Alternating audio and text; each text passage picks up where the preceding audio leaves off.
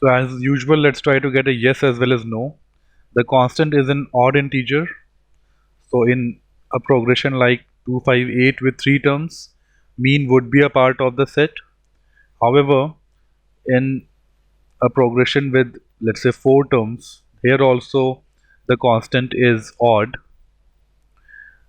Here mean would be 6.5, which would not be a part of the set.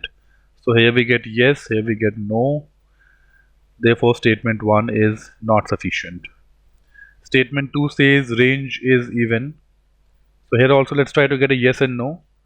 So let's try to have even common difference.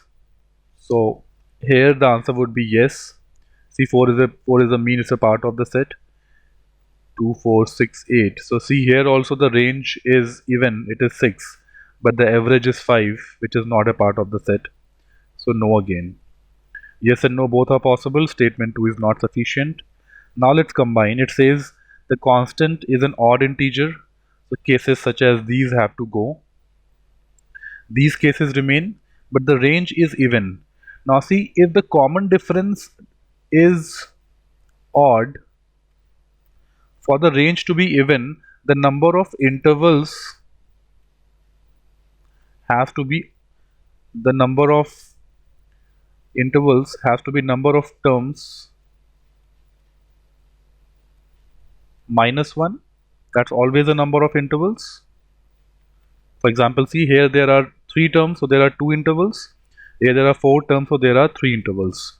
And range is the common difference, let's say d, into number of intervals, which is number of terms minus 1, d into n minus 1. We know that the range is even, we know that the common difference is odd. On combining, that is, we know that the common difference is odd, therefore the number of intervals has to be even. Number of intervals is even, so number of terms is 1 more, number of terms has to be odd, something like this. The number of terms is odd, the middle term becomes the mean. It can be 3, or it can be something like 5, or it can be 7. The number of terms has to be odd.